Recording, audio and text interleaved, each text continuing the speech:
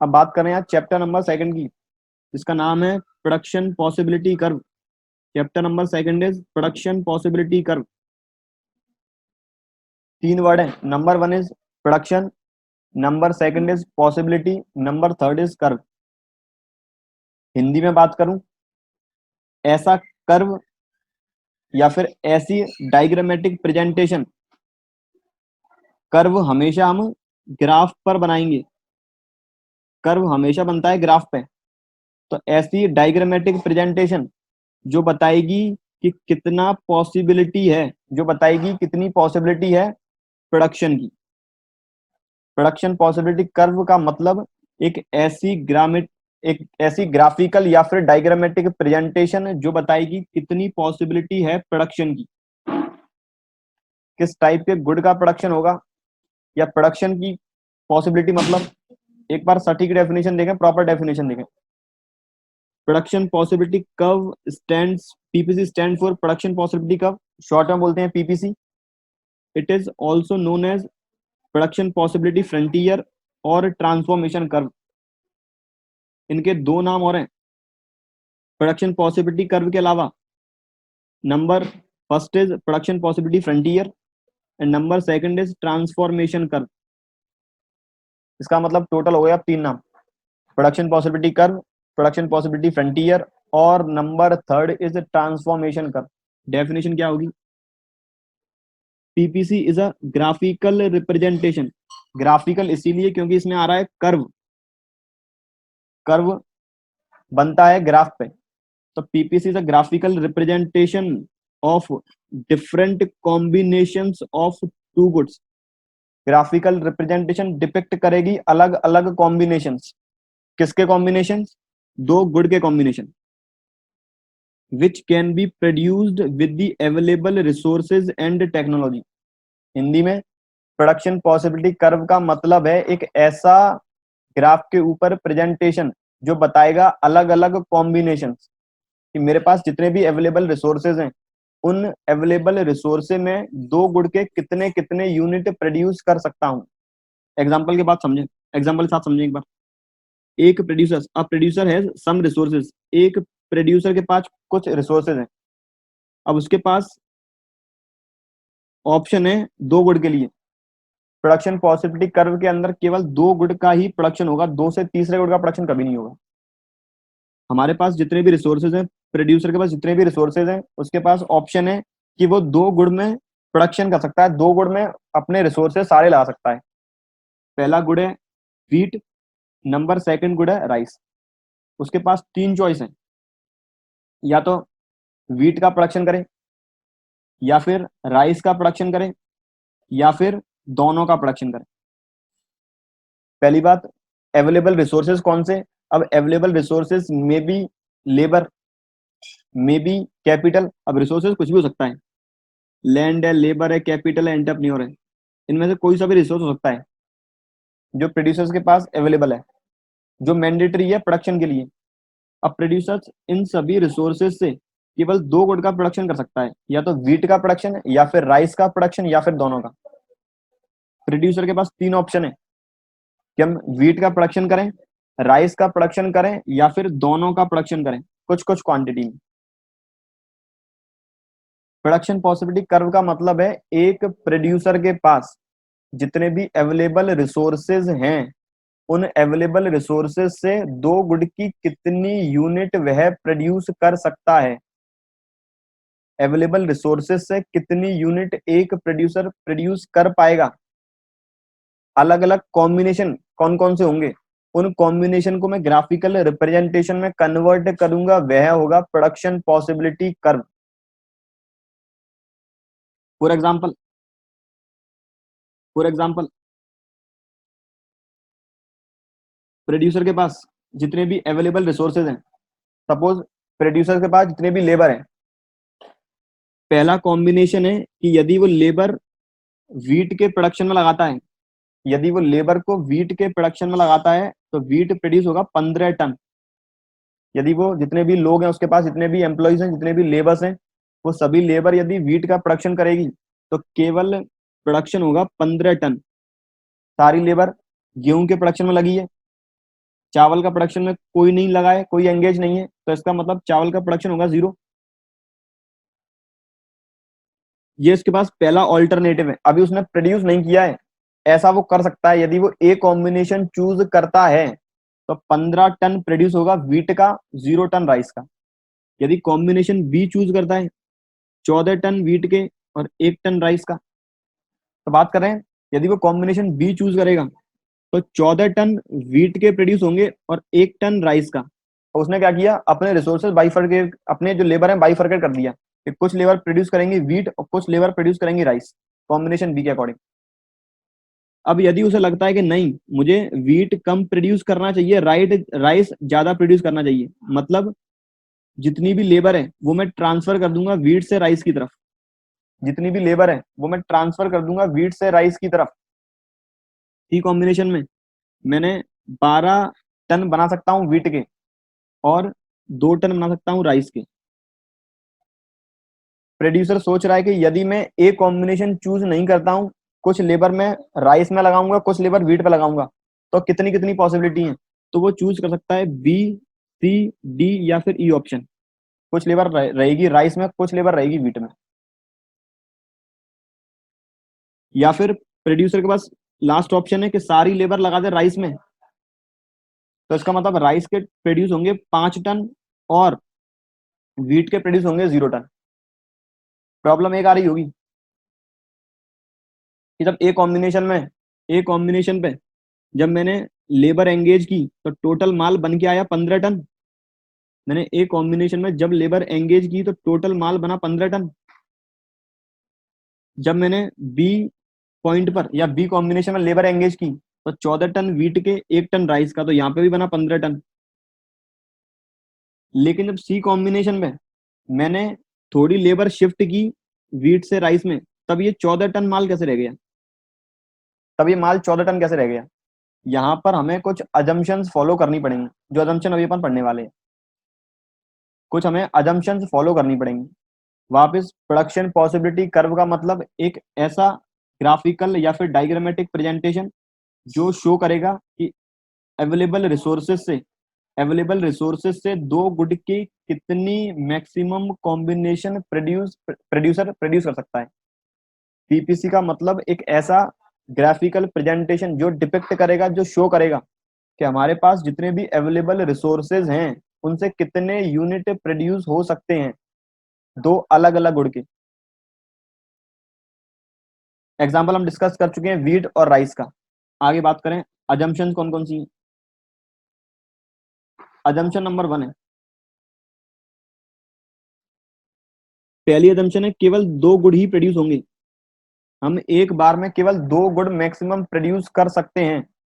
अधिकतम से अधिकतम एक बार में केवल 2 गुड़ ही प्रोड्यूस होंगे, उससे ज्यादा प्रोड्यूस नहीं होंगे। हम सोचें केवल 3 गुड़ प्रोड्यूस कर लें, कभी नहीं कर पाएंगे। अधिकतम 2 कर पाएंगे, मिनिमम 1 कर पाएंगे। नंबर सेकंड, जितने भी रिसोर्सेज हैं मेरे पास, जितनी भी लेबर है काम करने वाली, कांस्टेंट है। लेबर में इंक्रीज नहीं कर सकता, ना ही डिक्रीज कर सकता हूं। मेरे पास जितने भी लोग काम करने वाले हैं, जितना भी मेरे पास पैसा है, जितने भी मेरे पास रिसोर्सेज एंगेज्ड हैं बिजनेस में, कांस्टेंट है, ना इंक्रीज होंगे ना डिक्रीज। जितनी भी टेक्नोलॉजी है, वो भी कांस्टेंट है। जितनी भी मशीन्स वगैरह हैं, यदि मेरे पास कैपिटल इंटेंसिव टेक्नोलॉजी है, अगर मेरे पास टेक्नोलॉजी लेबर इंटेंसिव नहीं है, कैपिटल इंटेंसिव है, वो कांस्टेंट रहेगी। अगला, जितने भी रिसोर्सेज हैं वो फुली एंड एफिशिएंटली यूटिलाइज हैं। जितने भी रिसोर्सेज हैं वो फुली एंड एफिशिएंटली यूटिलाइज हैं। मेरे पास जितने भी लोग काम करने वाले हैं, मेरे पास जितने भी लोग काम करने वाले हैं वो अपना काम काफी अच्छे ढंग से जानते हैं। वो काम अपना काफी अच्छे तरीके से जानते हैं कि हमें काम करना कैसे है। लेकिन assumption नंबर 5वीं, resources are not equally efficient in the production of both the goods. लेकिन रिसोर्सेज इक्वली एफिशिएंट नहीं है दोनों गुड की सेम यूनिट बनाने में। डी पॉइंट कह रहा था कि मेरे पास जितने लोग हैं सारे मैंने एंगेज तो कर दिए हैं। मेरे पास जितने भी लोग काम करने वाले हैं जो पहले प्रोड्यूस कर रहे थे वीट, वो मैंने सारे लोग एंगेज तो कर दिए हैं। लेकिन पहले वीट बनाने की जो टेक्नोलॉजी थी वो अलग थी। जो वीट बनाने की टेक्नोलॉजी, गेहूं को बोने की टेक्नोलॉजी, तकनीक वो अलग थी। अब चावल को बोने की टेक्नोलॉजी अलग है। तो इसका मतलब जितने भी मेरे लेबर्स हैं, जितने भी रिसोर्सेज हैं, वो दोनों गुड़ के इक्वल यूनिट बनाने में एफिशिएंट नहीं है। लेकिन अभी क्या है, मेरे पास जितने भी रिसोर्सेज हैं वो मेरे इक्वल यूनिट प्रोड्यूस नहीं कर पाएंगे। सबसे पहले मैं उन रिसोर्सेज को एंगेज उस जगह करूंगा जहां पर मुझे मैक्सिमम यूनिट मिल रही है। फिर उसके बाद मैं उन रिसोर्सेज को सेक्रीफाइस करना स्टार्ट कर दूंगा। मैंने अपने पास जितने भी लेबर्स थी वो मैंने लगाई गुड ए में, सॉरी वीट में, जहां पर मुझे मैक्सिमम प्रोडक्शन मिल रहा था। उसके बाद मैंने शिफ्टिंग करना स्टार्ट किया, या यदि मैं वीट से राइस में शिफ्ट करता हूँ तो कितना प्रोडक्शन राइस का एक्स्ट्रा होगा, वीट का मुझे रिड्यूस करना पड़ेगा। मैं स्टार्ट करता हूँ सबसे पहले उस गुड़ से जहां मुझे मैक्सिमम यूनिट प्रोड्यूस करने के लिए मिल रही हैं, वहां से स्टार्ट करता हूँ। Number third, PPC schedule, production possibility schedule.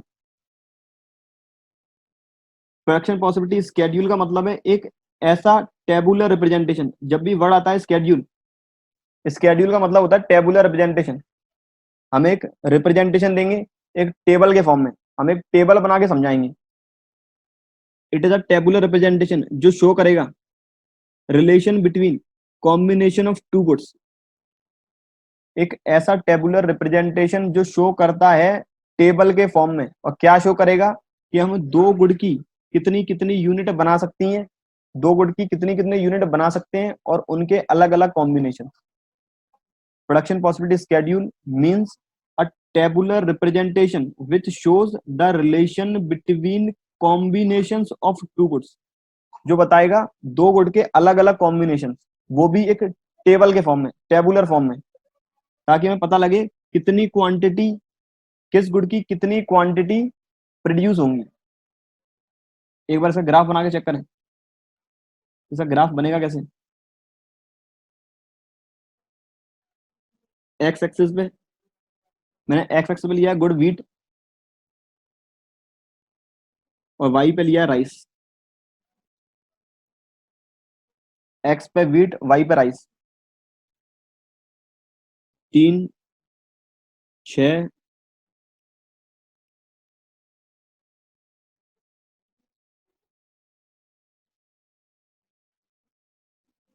3, 6, 9, 12, 15। Rice 1, 2, 3, 4, 5।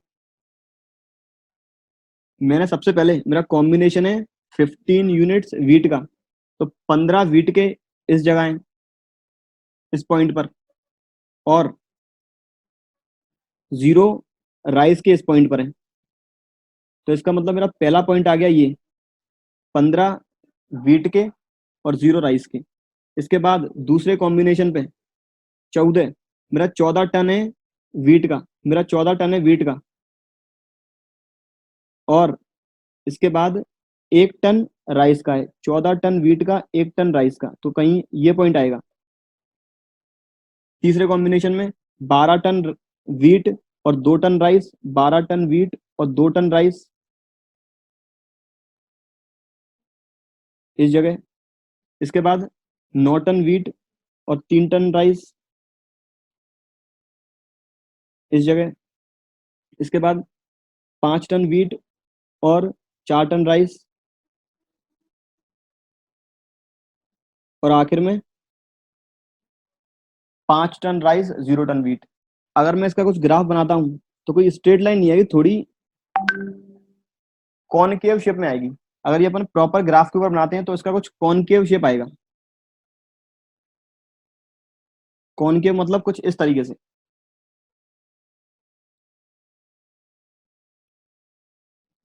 अगर कॉनकेव शेप बताऊं मैं, कुछ इस तरीके से।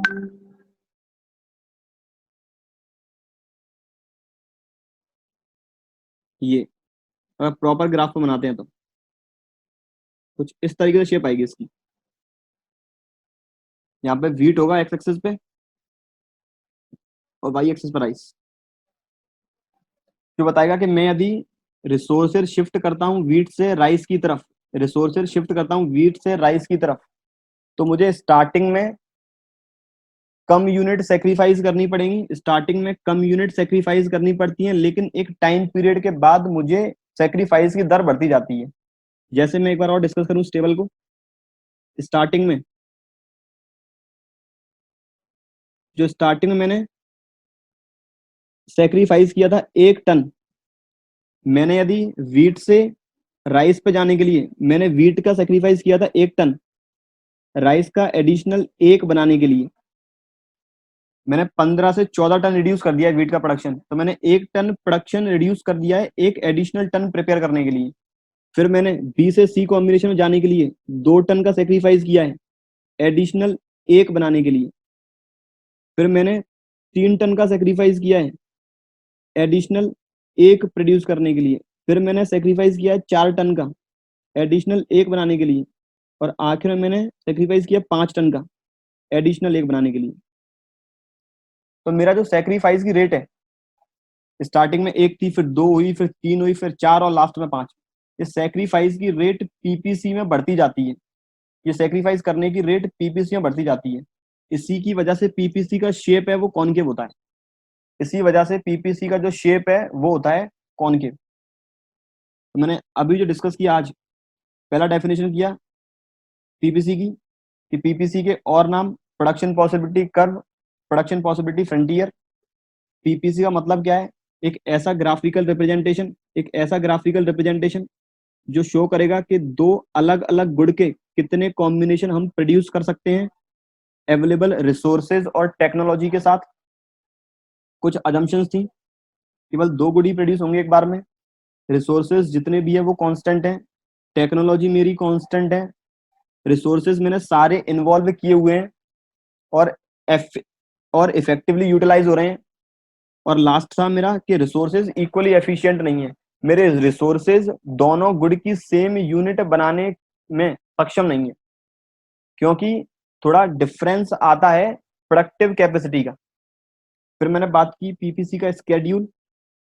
पीपीसी का स्केड्यूल मतलब एक ऐसा टेबुलर रिप्रेजेंटेशन, पीपीसी स्केड्यूल मतलब एक ऐसा टेबुलर रिप्रेजेंटेशन जो बताएगा रिलेशन क्या है, या फिर जो बताएगा कि हम 2 गुड की कितनी कितनी यूनिट प्रोड्यूस कर सकते हैं एक टाइम पीरियड के दौरान। और फिर आखिर में मैंने डिस्कस किया पीपीसी का ग्राफ कैसे प्रिपेयर होगा, जिसका शेप रहेगा कॉनकेव। कॉनकेव शेप क्यों होगा? क्योंकि जो रेट है मेरी, एक एडिशनल यूनिट प्रोड्यूस करने की रेट है, जिसे बोलते हैं स्लोप, जिसे बोलते हैं स्लोप, SLOP। जो मेरी रेट है जिसे बोलते हैं स्लोप, ये रेट इंक्रीज होती जाती है। मुझे एडिशनल 1 यूनिट बनाने के लिए हर बार सेक्रीफाइस करना पड़ेगा ज्यादा यूनिट्स का, तब दूसरे गुड की एडिशनल यूनिट प्रोड्यूस होगी।